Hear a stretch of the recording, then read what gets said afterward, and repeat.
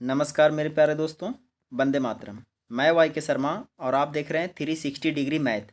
प्यारे दोस्तों, आज हम बात करने वाले हैं कि यदि आपके एग्ज़ाम में है ना मुर्गा और गाय से संबंधित यदि प्रश्न आते हैं तो उसका जवाब कैसे देना है। ओके, तो बहुत आसान है प्यारे दोस्तों। कैसे, आइए सीखते हैं। देखिए इस क्वेश्चन को देखिए, कहता है राम के पास कुछ गाय तथा कुछ मुर्गे हैं। यदि कुल सिरों की संख्या 48 है तथा पैरों की संख्या 140 है तो उसके पास कितने मुर्गे हैं।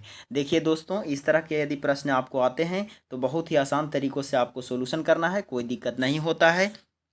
सबसे पहले कोशिश यही करना है कि लिख लीजिएगा कि सिर की संख्या कितना है 48 है ना, और पैर की संख्या कितना है 140। ओके, इतना लिखना है। अगर आप सीख जाएंगे तो ये भी नहीं लिखेंगे, मैं दावा करता हूँ कि आप क्वेश्चन में ही आंसर मार देंगे। ठीक है, कैसे, देखिए ध्यान से। तो सिर की संख्या 48 हो गया, पैर की संख्या 140 हो गया। इसके बाद दोस्तों ध्यान से पढ़िएगा कि आपसे पूछा क्या है। आपसे पूछा है मुर्गे की संख्या। तो बताइए मुर्गा के कितने पैर होते हैं, 2 पैर होते हैं। तो आपसे 2 पैर वाला पूछा है तो सबको 4 पैर मान के चलिएगा, और यदि 4 पैर वाला पूछेगा तो सबको 2 पैर वाला मान के चलिएगा। तो आपका सवाल पूछा कि 2 पैर वालों की संख्या यानी कि मुर्गे की संख्या पूछा, तो सबको क्या सोच के चलेंगे कि सब गाय सोच लेंगे, सबको 4 पैर वाला सोच लेंगे। तो दोस्तों 4 पैर वाला सोचिएगा तो सिर की संख्या 48 है, और अगर इसमें 4 से गुना कर दीजिएगा दोस्तों तो क्या हो जाएगा, पैर हो जाएगा टोटल। तो आइए इसको गुना करेंगे, 48 में 4 से गुना कीजिएगा तो हो जाएगा 192। इतना करने के बाद मेरे प्यारे दोस्तों कुछ नहीं करना था, आपको दोनों पैरों के बीच अंतर देखना था। तो अंतर कीजिएगा तो कितना होगा बताइए, 192 में से 140 चला जाएगा तो बचेगा 52। ठीक है, तो 52 जो आया दोस्तों, इसमें आपको कुछ नहीं करना है, हर परिस्थिति में 2 से भागा देना है।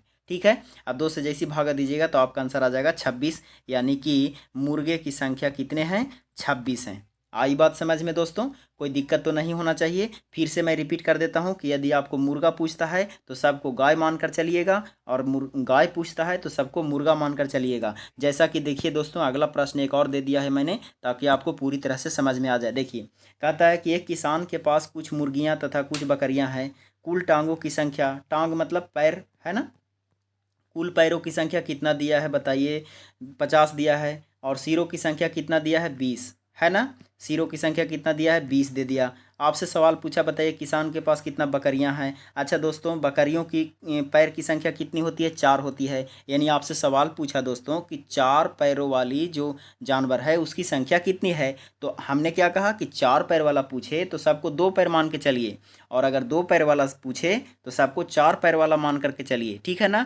तो यहाँ बकरी की संख्या पूछा दोस्तों, तो बकरियों का 4 पैर होता है, इसका मतलब हम सबको 2 पैर मान के चलेंगे। तो बताइए दोस्तों, 2 पैर मानिएगा तो 20 जानवर की संख्या, टोटल सिर की संख्या 20 है। इसमें 2 से गुना कीजिएगा तो 20 दूना कितना हो गया दोस्तों, 40।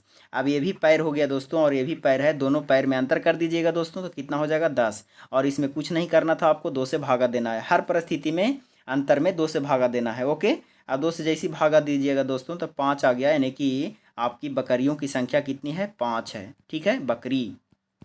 ओके दोस्तों, कोई दिक्कत नहीं है ना। अब दिक्कत है तो हमें कमेंट बॉक्स में कमेंट कर सकते हैं कि हाँ सर अभी भी दिक्कत है, और नहीं दिक्कत है तो लिखिए कि दिक्कत नहीं है। ओके, ऑल द बेस्ट दोस्तों, हैप्पी रहिए और मस्त रहिए।